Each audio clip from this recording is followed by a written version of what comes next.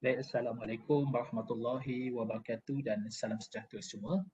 So pada hari ini cikgu akan membincangkan berkaitan dengan tajuk iaitu subtopik kita iaitu Model of Substance Abuse Counselling and Treatment. Jadi kita akan bercerita tentang model-model dalam kita melakukan rawatan dan pemulihan bagi mereka yang terlibat dengan penyalahgunaan bahan ataupun penagihan dadah. Jadi kita lihat bahawa kita apa ni ke kaunseling penyalahgunaan bahan ni dia ada model-model tertentu.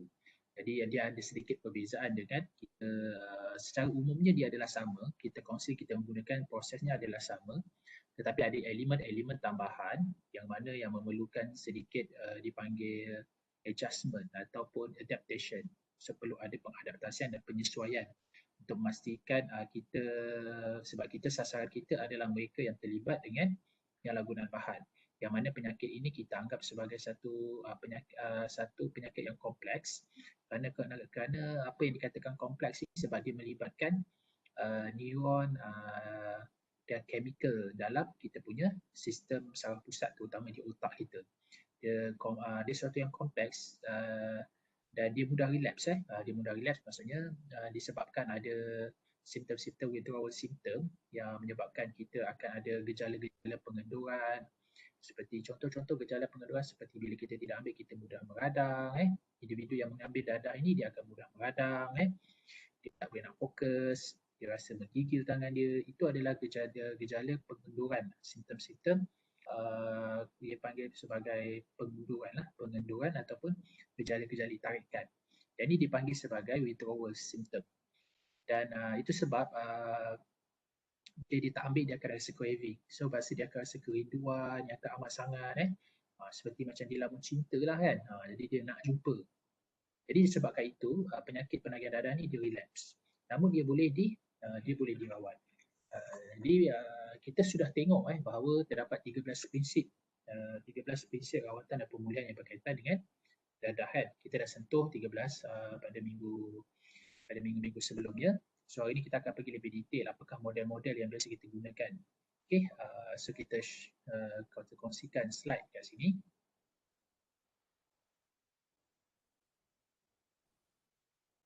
Okay.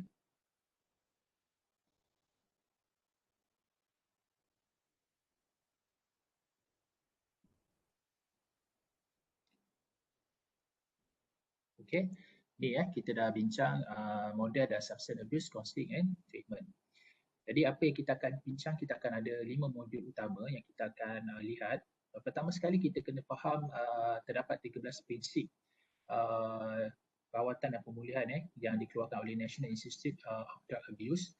Namun demikian kalau kita lihat di AADK juga dia menggunakan pakai 13 prinsip ini dalam kita membantu mereka yang terlibat dengan penyalahan guna dadah. Jadi 13 prinsip rawatan dan pemulihan ini juga yang dikeluarkan oleh satu badan iaitu National Institute of Drug Abuse NIDA juga digunakan pakai oleh di Malaysia iaitu yang satu agensi bertanggungjawab yang dipanggil sebagai Agensi Anti Dadah Kebangsaan AADK. Yang kedua kita akan lihat ada trans-theoretical model yang dipelapori oleh Posca dan Wielinser pada tahun 1997. Jadi kita akan ada beberapa model dan dia punya cycle dia. Namun demikian seperti cikgu maklumkan sebelum ni, cycle dia tidaklah begitu rigid ataupun tidak linear. Dia boleh kadang-kadang pergi satu, kadang terus ketiga, kadang dia kena kembali balik.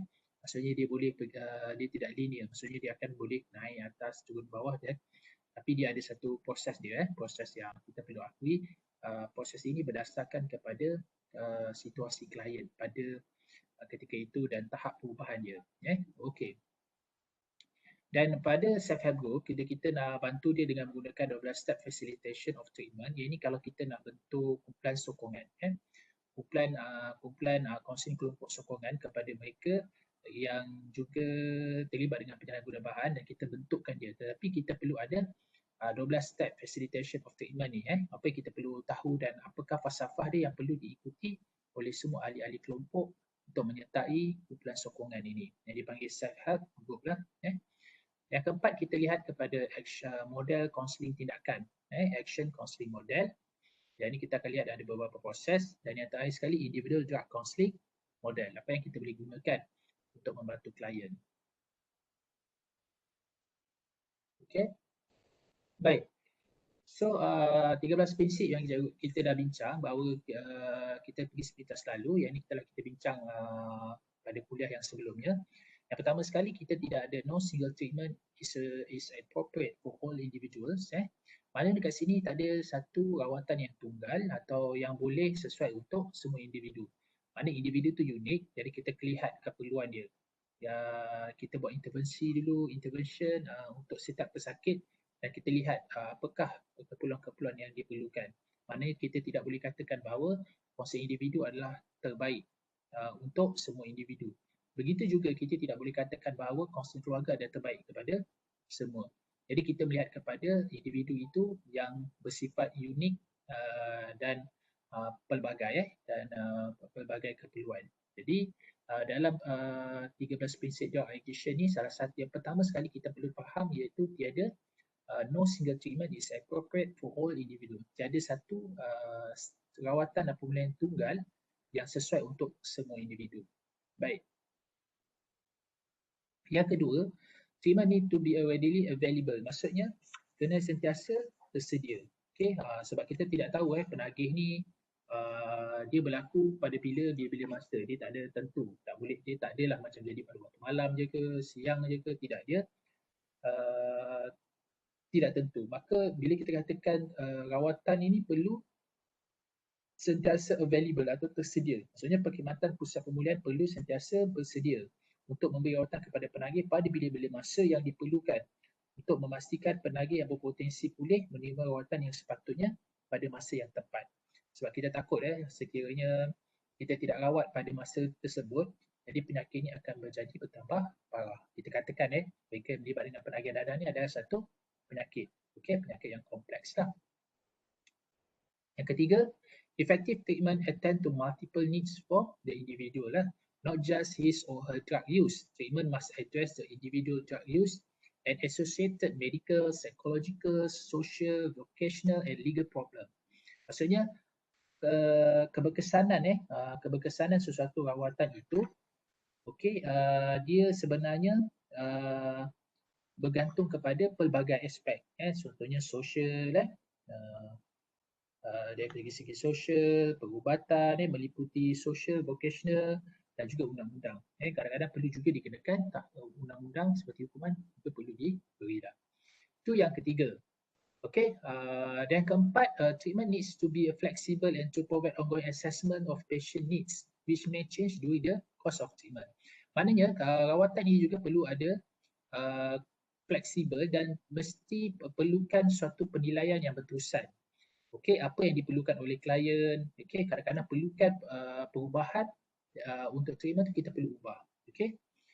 Yang kelima adalah remaining in treatment for the adequate period of time critical for treatment effectiveness. Dekat sini maksudnya dia nak katakan bahawa rawatan penagihan dadah ni dia perlu masa yang mencukupi.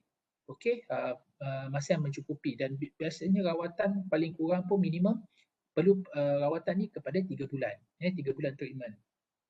Jadi dia mesti ada waktu-waktu yang tertentu.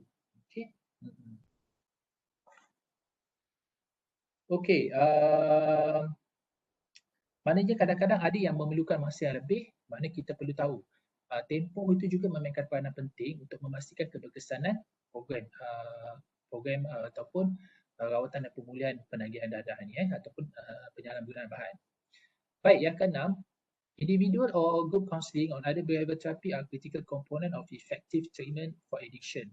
In therapy, patient address motivation with skill to resist drug use, replace during use activity with constructive and rewarding non-drug using activity, and improve problem solving ability. Behavioral therapy also facilitates interpersonal relationship. Maknanya kita menggunakan teknik lebih kepada teknik tingkah laku, di mana kita lihat dalam teknik tingkah laku ni kita kena mempelbagaikan teknik-teknik dia, seperti kita memberi punishment, reward, penghargaan, interpersonal skill, macam mana kita nak meningkatkan keupayaan kita untuk menyelesaikan masalah, interpersonal relationship, bagaimana kita nak membina hubungan komunikasi perhubungan antara manusia yang lebih berkesan. Jadi semua ini terkandung dalam pembentukan tingkah laku, pembentukan tingkah laku yang lebih diterima. So maksudnya from the maladaptive behavior to adaptive behavior. Ini adalah fokus kepada tingkah laku. Kita nak supaya penagih ini dapat bertingkah laku yang diterima oleh masyarakat. Yang ketujuh, medication are an important element treatment for many patients, especially when combined with counselling and other behavioural therapy. Methadone, ni contoh-contoh dia. Kadang-kadang kita juga menggunakan dalam rawatan pemulihan penagihan dadah. Antara yang kita gunakan adalah penggunaan ubat-ubatan seperti terapi gantian metadon untuk mereka yang menggunakan dadah jenis opiat dan candu. Okey, kita juga guna Bevaclorin, Nextron, ada juga yang menggunakan nikotin patch, gam untuk mereka yang ketagihan dari segi nikotin. Jadi kita kena combine penggunaan ubat-ubatan dan juga ubat-ubatan dan juga counselling yang menggunakan kaedah behavior therapy. Addicted or drug abusing individual with causing mental disorder should have both disorder in an integrated way, because this disorder often occur in the same individual. Patient presenting for one condition should be assessed and treated for the others. Maknanya kadang-kadang mereka yang terlibat dengan penagihan dadah ni, bagi yang serius dia juga akan mengalami kecelakaan mental. Okey, dan mereka dan oleh yang demikian kita perlu integratekan antara counselling dan juga mental disorder. Kita kena tengok juga dipanggil sebagai saringan status dia punya status minda dia. Kita kena tengok sama ada dia tak mengalami halusinasi yang berkaitan dengan penyakit-penyakit psikosis dan juga neurosis. Sebab bagi mereka yang terlibat dengan drug abusing, ada dadah-dadah yang boleh menyebabkan sebab drug penggunaan penyalahgunaan badan ni banyak menyerang pada sistem saraf pusat, terutamanya bahagian otak, yang mana dia membuatkan chemical dalam otak kita tidak seimbang. Yang ini akan menyebabkan mereka yang terlibat dengan penyalahgunaan bahan ini dan bahan-bahan psikoaktif ini boleh menyebabkan seseorang itu mengalami penyakit mental seperti kebohongan, kebimbangan yang melampau, ada yang juga mendengar halusinasi iaitu mendengar suara-suara dan delusi,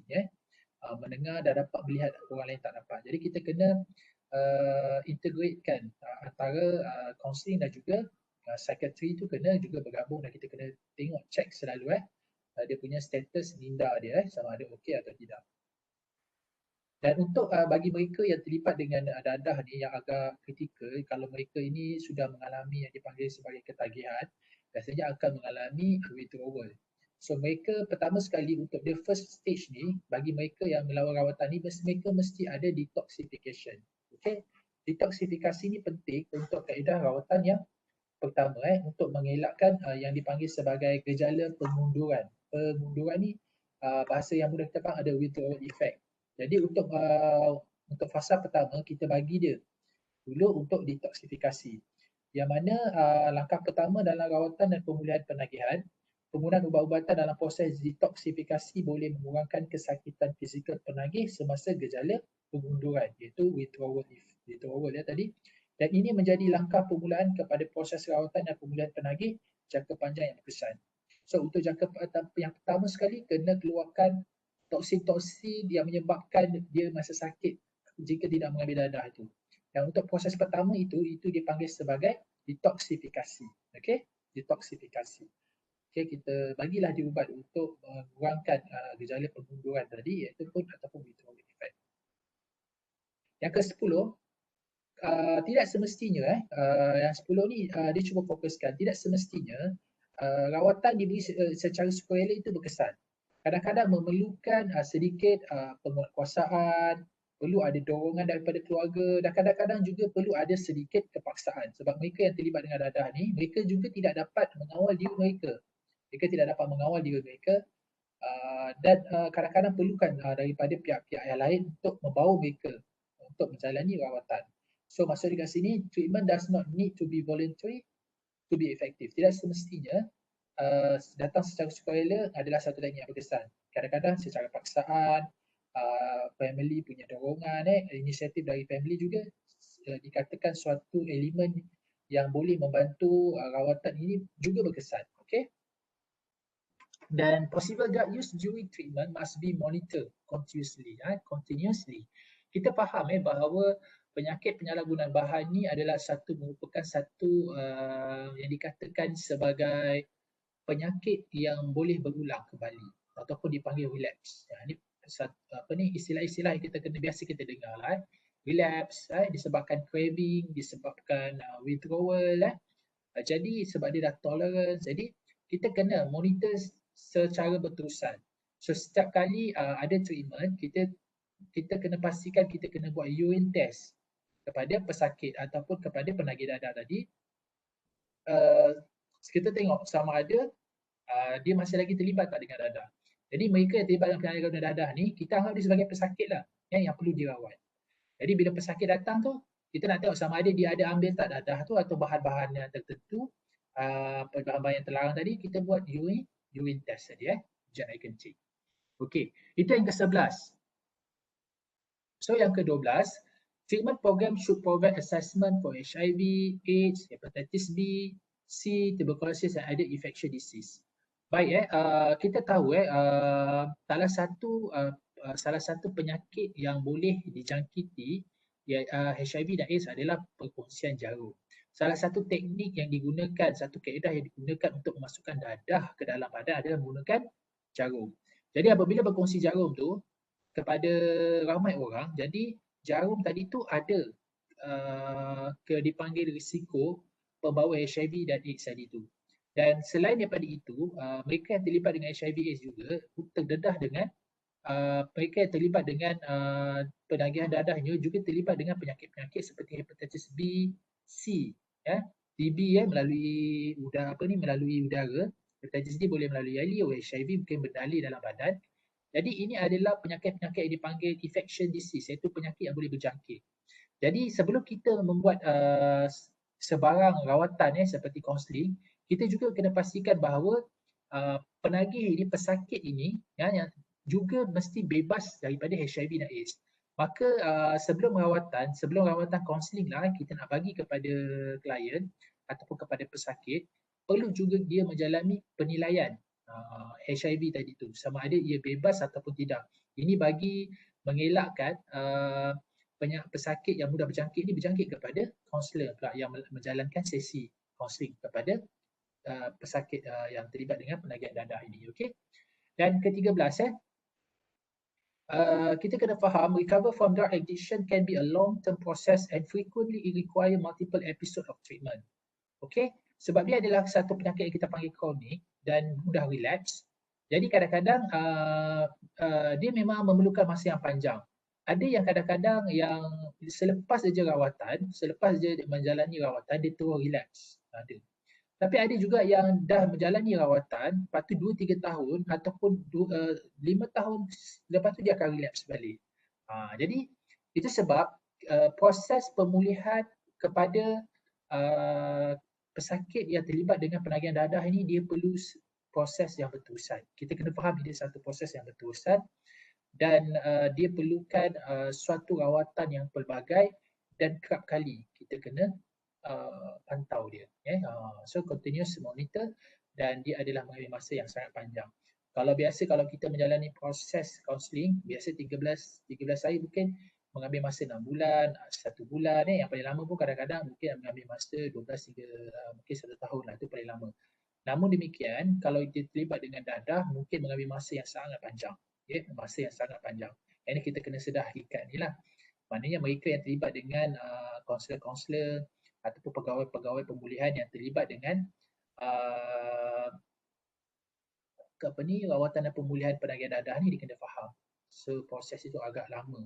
Kadang-kadang terbinanya repo tu mungkin pembina hubungan antara kaunselor dengan klien ataupun pesakit ni mengambil masa yang kadang-kadang bertahun-tahun, sampai kadang-kadang ada yang sampai ke anak cucu pun ada sebab dia nak pastikan bahawa mesti ada social support sebab benda ni akan berulang sebab kadang-kadang ada klien yang mengambil dadah ni disebabkan faktor dia kurang resilience diri, dia rasa kurang keyakinan dan kita kena sentiasa beri keyakinan kepada dia supaya ia tetap teguh kan jati diri dia untuk mengelak daripada mengambil dadah ini. Baik. Jadi component of comprehensive drug addiction treatment, kalau kita tengok dia mesti melibatkan vocational service, melibatkan perkhidmatan dalam pekerjaan lah, vocational. Mental health service, perkhidmatan mental health, yang ini kita lebih kepada psychiatry. Kalau di Malaysia kita lebih panggil pakar-pakar psychiatry. Jadi dia juga perlukan perkhidmatan dia. Perkhidmatan perubatan, medical dengan doktor perubatan. Service for educational, kita juga memberikan maklumat-maklumat pendidikan, maklumat-maklumat supaya penagih pesakit ini sedar apa yang dialaminya, bukan saja berkaitan dengan dadah itu sendiri, tetapi maklumat itu perlu kepada maklumat-maklumat seperti penyakit-penyakit berjangkit tadi, HIV, AIDS, dan juga maklumat juga kita perlu bagi dari segi kecelakaan mental. Maknanya kalau dia mengambil dadah ni, bukan kesan itu kepada fizikal semata-mata, macam daripada gemuk jadi kurus, muka jadi cengkung, tapi juga kepada mental dia. Okey. Dan HIV AIDS servis iaitu yang kita tadi ada juga rawatan HIV dan AIDS, jadi kena berkait rapatlah dengan Kementerian Kesihatan dan juga berkaitan dengan legal service iaitu perkhidmatan undang-undang, sebab ada akta-akta dan juga undang-undang yang berkaitan dengan penyalahgunaan bahan ini, dan service by family, maksudnya perkhidmatan keluarga, sebab keluarga ini adalah satu bentuk orang yang signifikan kepada pesakit dan perlu juga beri sokongan lah, sebab kadang-kadang puncanya datang daripada family juga. Jadi ini adalah yang dipanggil sebagai satu komponen comprehensive drug addiction treatment. Okay? Baik. So hari ini kita pergi ke satu model yang pertama, iaitu dipanggil sebagai the trans-theoretical model. Okay, yang diproseskan dan Valencia pada tahun 1997. Dia ada beberapa kitaran. Kita tahu ia bergantung kepada situasi klien itu. Okay, dia melibatkan emosi, kognitif dan juga behavior. So behavior change is viewed as a process with individual at a various level of motivation and stage of readiness to change. Maksudnya perubahan tingkah laku itu adalah satu proses individu pada satu level tertentu yang kita nak lihat motivasi dia untuk berubah dan kesediaan dia untuk berubah. Jadi kita akan tengok dia ada yang dipanggil pre-contemplation. So pada fasa pre-contemplation ni, dia adalah fasa yang katakan fasa penafian. Okay, fasa penafian. Lepas tu dia pergi pada contemplation. So contemplation ni adalah fasa penilaian. Okay, dia dah lihat, okay, perlu tak dia berubah? So dia kena buat pro dan con. Kalau dia berubah, apa yang kebaikan dia dapat? Apakah kesan yang dia dapat kalau dia berubah? So preparation, persediaan, okay, dia dah bersedia untuk berubah, dan action dia sudah ambil, itu proses pelaksanaan. Maksudnya dia sudah mengambil tindakan. Tadi preparation lebih kepada perancangan, action sudah ambil tindakan, dan bila dia ambil tindakan, ada fasa inilah fasa paling mencabar. Apabila dia ambil tindakan, dia mungkin akan berhadapan dengan pelbagai cabaran. Okay, sebab nak berubah bukan mudah kan. Jadi dia akan berhadapan dengan cabaran dan ada kemungkinan dia akan relapse pada ketika ini. Okay, tapi kalau dia dah berjaya, dia kena pergi lagi satu fasa yang dipanggil macam mana kita nak kekalkan tindakan tu, yang dipanggil yang dipanggil sebagai maintenance, pengekalan tadi. Dan kalau kata dia sudah boleh berdikari, kita boleh termination, iaitu kita boleh menamatkan sesi, ataupun relapse. Dia mungkin relapse, jadi kita akan pusing balik kitaran tu. Okay, kita akan sentiasa ada penambahbaikan dan pemantauan yang berterusan. Okay, dan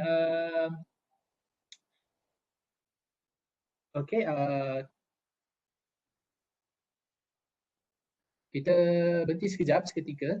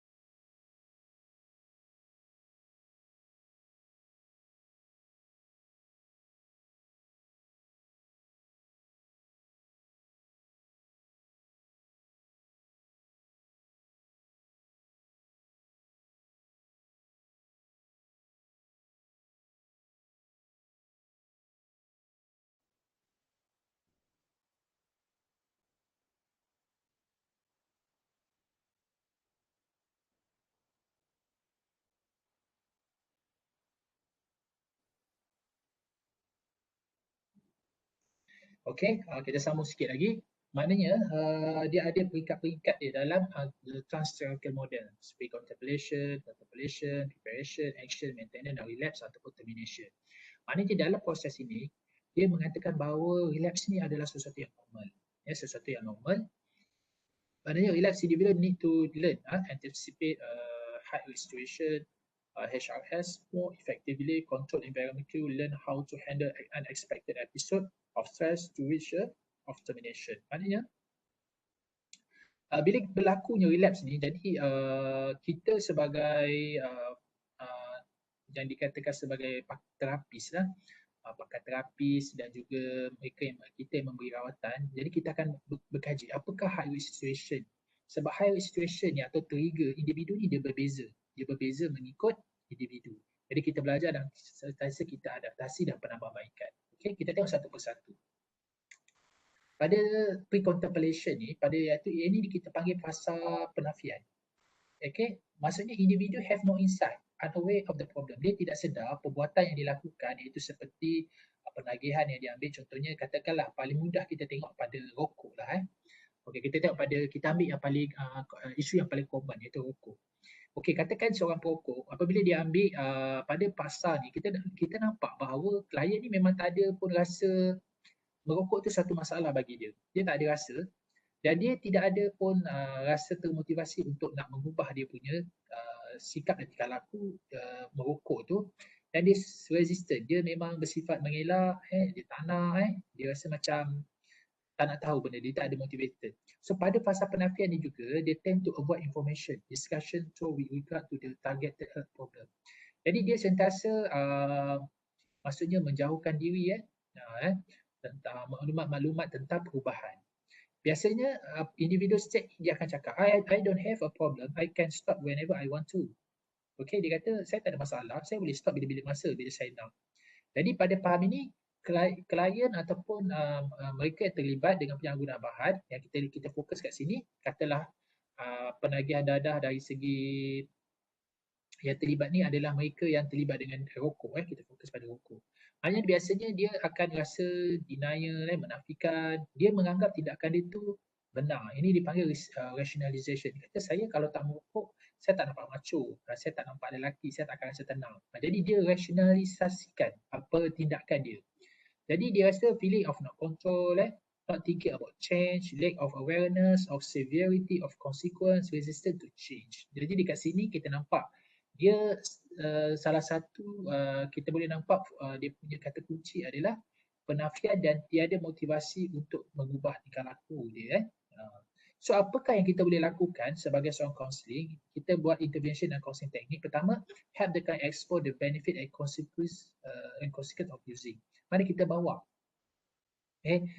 bantu klien untuk dia meneroka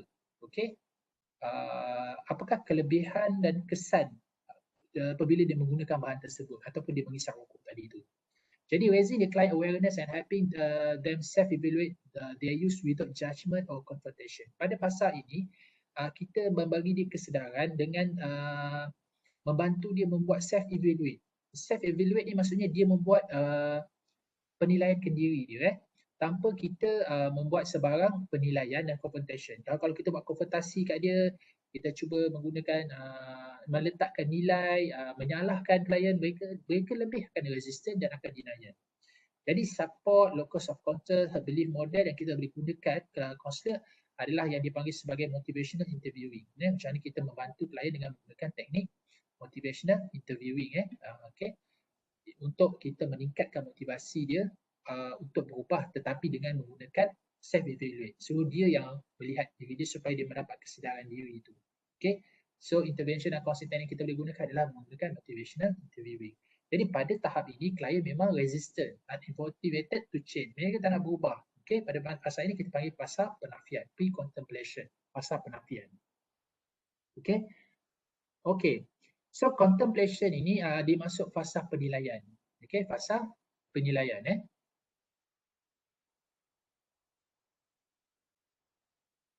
Okay. Fasa penafian ni maksudnya serious contemplating to change behavior. Okay, behavior. Dia maksudnya serious contemplating to change behavior. Dia dah sudah ada orang kata contemplate ni maksudnya dia ada macam dia rasa dia perlu nak berubah. Dia ada perasaan nak berubah tu. Lepas tu dia aware pro and cons of behavior change. Maksudnya dia kat situ dia dah buat penilaian. Kalau aku berubah dengan tidak berubah tu dia ada behavior change tu sudah ada. Namun demikian pada fasa ni dia mengalami ambivalence tau. Ambivalence ni maksud perasaan berbelah bahagi. Maksudnya ambivalence developed as a result to balance between cost and benefit of change. Maksudnya dia rasa kalau dia berubah mungkin dia tak ada kawan. Kalau dia berubah mungkin kesihatan dia bertambah, tapi kalau dia tak merosak rokok mungkin dia tak dapat nak fokus. Masa fasa ini, masa penilaian ni, dia mengalami yang dipanggil sebagai ambivalence. Ambivalence. So apa yang dimaksudkan dengan ambivalence? Maksudnya dia rasa macam ketidakpastian, rasa ragu-ragu. Okey, perasaan ragu-ragu ni yang sebenarnya menghalang dia untuk nak pergi ke fasa seterusnya. So dia mungkin terperangkap pada fasa ini pada masa yang lama. Maybe trapped in this stage for a long period of time. Okay, dia terperangkap sebab perasaan ragu-ragu tadi tu. Jadi kita boleh tengok characteristic chronic contemplation behavior procrastination. Maknanya bagi mereka yang ragu-ragu ni, mereka akan terperangkap disebabkan mereka dikatakan sebagai mereka menangguh-nangguhkan. Menangguhkan rasa ragu-ragu. Jadi pada stage ini kita nampak klien dia selalu menggunakan perkataan macam ni. Well, maybe I have a problem. I'll think about that. Dia berfikir dahulu sama ada nak berubah atau tidak. So ambivalent ni berlaku iaitu perasaan yang mana ketidakpastian, ragu-ragu untuk berubah. Jadi individual stage kat sini dikatakan client is considering the option of changing but may feel ambivalent or scared for change. Dia nak berubah tapi mengalami ketidakpastian, ragu-ragu dan dia takut perubahan itu akan memberi kesan yang tidak baik pada dia. So, weighing benefit and cost of proposed change. Jadi dia masih orang kata buat timbang tara lagi. Okay? Dia timbang tara. Tapi kalau dia masih lagi namun kalau dia masih lagi masih dia dalam ketidakpastian, jadi dia akan mengalami masa yang lama. Dan masa yang lama ni juga dia bergantung kepada sikap individu tu. Kalau individu ni suka menangguhkan kerja, jadi makin lamalah pada fasa ni. Jadi apa yang kita boleh bantu pada klien pada fasa ini adalah help the client explore the pros and cons in their use. Mana kita bagi explore pada klien apakah pro dan cons. Kalau dia berubah, apa pro dia, apa kontra dia, apa kelebihan dia, apa kelemahan, kelebihan, ancaman kalau dia melakukan perubahan ini. Jadi kita membantu klien untuk di-explore benda-benda macam tu. And then how has using impact the relationship, job performance, kita tengok dia. Kalau dia berubah tu mungkin akan mengganggu dia punya relationship. Dan kita tengok juga performance kat tempat kerja. Kadang-kadang mereka yang terlibat, contohnya rokok, kita ambil isu yang pertama tu rokok. Kadang-kadang bila mereka tak merokok, mereka akan rasa mengantuk, mereka akan kuat makan. Ini juga akan membantu job performance dia. Tapi dari segi kesihatan mungkin bertambah baik. Jadi ini dia perlu tengok daripada sudut jangka panjang. Sudut jangka panjang dan kepentingan umum. Dan pada tahap ini, counselling juga membantu dia menggunakan self-explore. Boleh juga menggunakan motivational interviewing tadi dengan kita self-explore. Kita bagi dia explore diri dia dengan lebih mendalam lagi, bagi ruang kepada dia. Kita bantu klien untuk explore pro dan cons tadi tu, apa kelebihan dan kekurangan daripada perubahan tadi tu. So yang ketiga seterusnya adalah preparation. So preparation ni adalah dikatakan sebagai fasa persediaan, fasa persediaan yang mana planning and making final adjustment before changing behavior. Maksudnya pada tahap ini klien sudah ada, kita boleh bantu klien untuk membantu dia membuat perancangan ataupun adjustment macam mana dia buat penyesuaian sebelum dia berubah. Jadi plan to take action in the immediate future next month. Maknanya dia sudah ambil perancangan untuk mengambil langkah-langkah perubahan pada masa akan datang. Jadi progress action ni biasa dalam masa 30 hari. Biasanya individu pada tahap ini dia dah okay, I have a problem but I don't know what to do about it. I need to look at my option. Maknanya dia dah tengok pilihan-pilihan yang dia ada. Perancangan itu dia perlu membentuk satu alternatif dan strategi yang dia ada. So client is planning on quitting within the next 30 days and has begun to take some action toward their goal. Maknanya Dalam masa 30 hari ni, klien cuba merancang satu plan strategi untuk dia berubah. Apakah yang perlu dilakukan?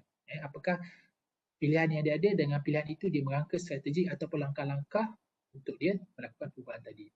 So intervention and counseling technique pada ketika ini kita boleh explore resource of option, apakah sumber-sumber dan pilihan-pilihan yang dia ada.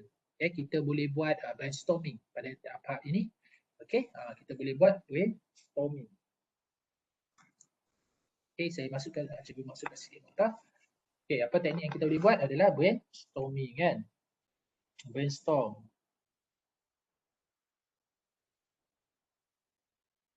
Lepas tu kita cuba kena pasti apakah halangan dan overcome. Kita kat sini kita boleh buat SWOT analisis.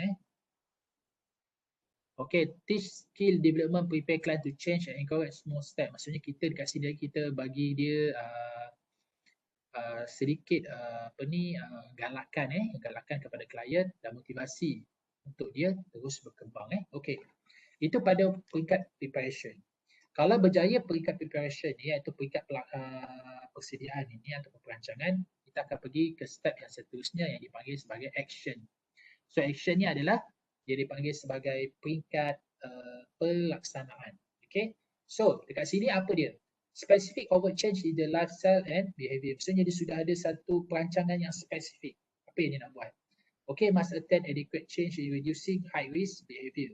So dekat sini kita akan kena pasti apakah high risk behavior dia ataupun high risk situation. Contohnya ketika saya possible dan off relapse. So pada tahap ini, untuk dia relapse tu sangat tinggi. Sangat tinggi sebab apabila dia melakukan perubahan, bila dia bergerak untuk melakukan perubahan, dia kena hadapi bahawa banyak perkara yang dia akan lalui. Sama ada dia akan kehilangan kawan, dia akan rasa macam gigit, mudah lapar, dia rasa mengantuk, tak boleh nak fokus. Jadi untuk dia pada tahap ini untuk relapse tu sangat tinggi. Jadi kita tengok individual stage pada ketika ini. I have a problem, I know what to do about it and I'm going to go to do it. Maksudnya dia dah ada problem dan dia tahu apa nak buat dan dia sekarang sedang berusaha ke arah itu. I'm going to do it. Saya berusaha ke arah itu. Dan klien in the active process of change. Dan pada tahap ini klien memang sangat aktif dalam proses untuk berubah. Jadi begin to make a significant change in their lifestyle. So pada tahap ini kita lihat bahawa dia sudah bermula satu kehidupan baru ataupun satu lembaran baru dalam hidupnya untuk mengubah gaya hidup dia. Dulu mungkin dia lepas saja dia makan mungkin terus dia ambil rokok. Sekarang ni dia lepas makan je terus dia minum air banyak. So petang-petang kalau dia bosan dia pergi berjogging. So lifestyle kita nampak pada tahap ini sudah ada satu lembaran baru lah pada klien. So kita sebagai kaunselor ataupun sebagai pembantu pemulihan, apa yang kita boleh lakukan pada tahap ini? Maksud teach positive coping skill to replace reliance and substance. Maksudnya kita ajar dia coping skill.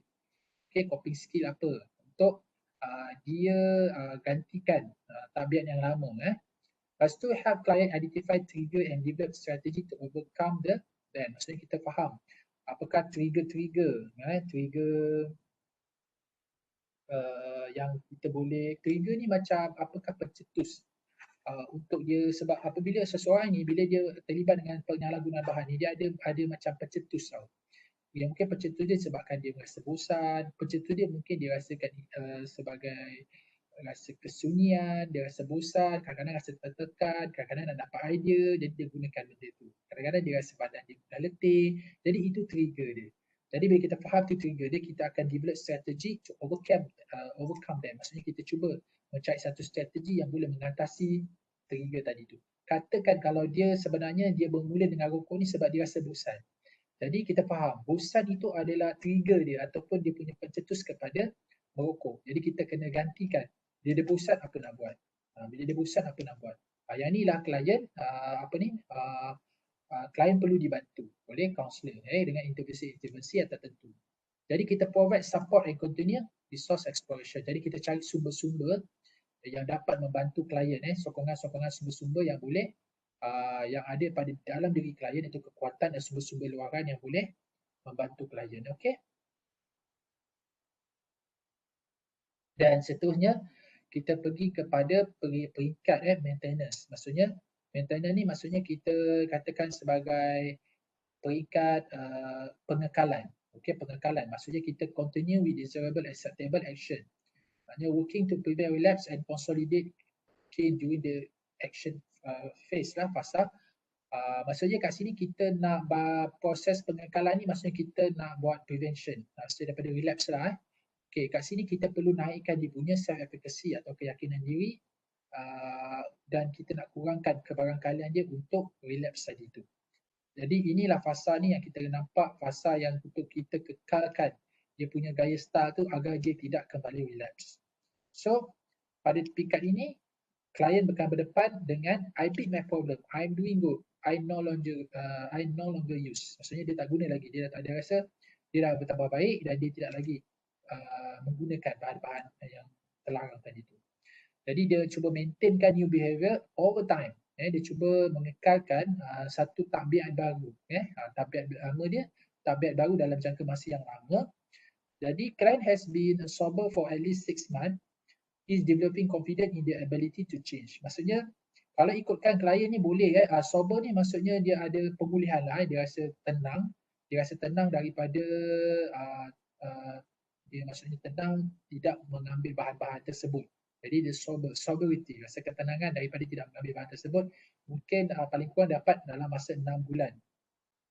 Jadi kita perlu bina dia punya confidence dia dan keupayaan dia untuk dia berubah itu.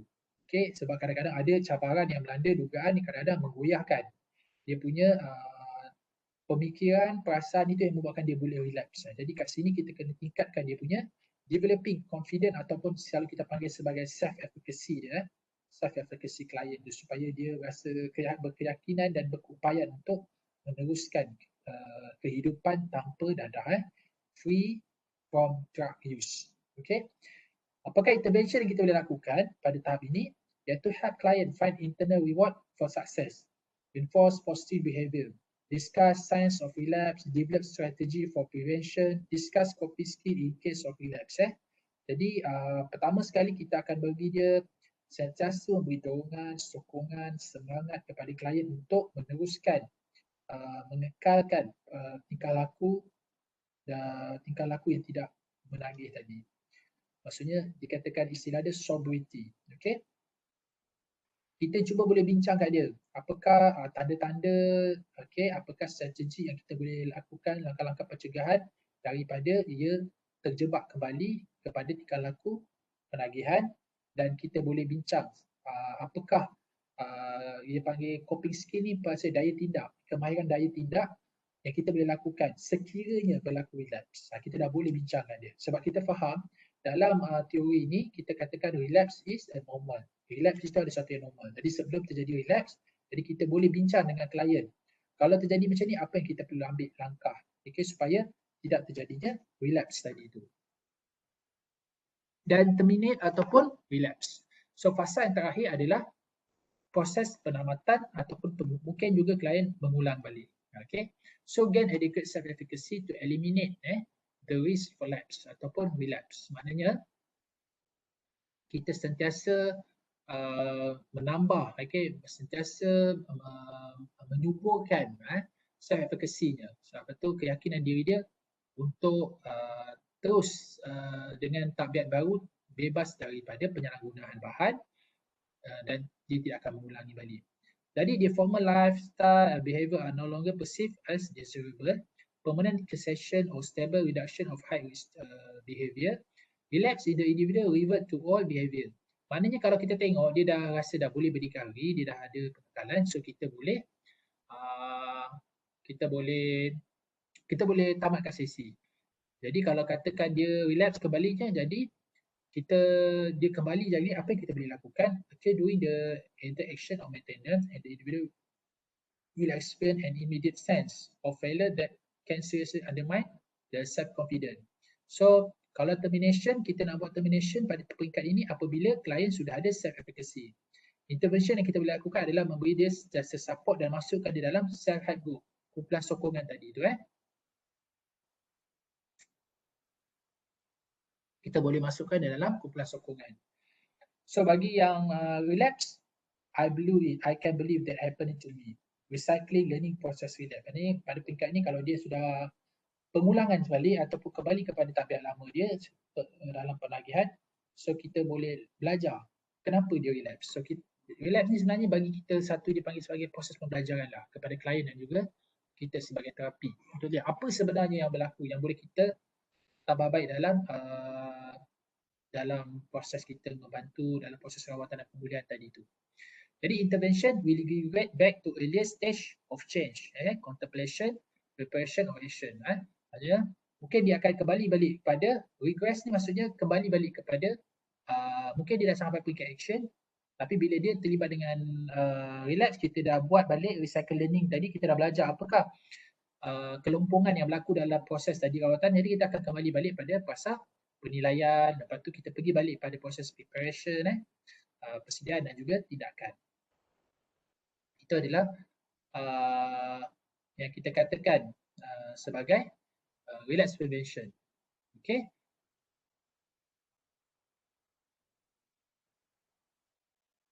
Okay, so kita berhenti dulu setakat ni untuk fasa yang pertama. So kita akan sambung lagi video ni pada yang berikutnya, pada hari ini, pada yang berikutnya, pada perjumpaan yang berikutnya, untuk kita akan lihat lagi apakah model yang kita akan pergi, iaitu 12 step facilitation of treatment the self-help group. Ini kita kena faham falsafah dia untuk kita membina satu sesi sokongan, satu kelompok sokongan kepada mereka yang terlibat dengan penyalahgunaan bahan ni. Okay, kita berhenti dulu. So sekian, wabillahi taufiq hidayah. Assalamualaikum warahmatullahi wabarakatuh.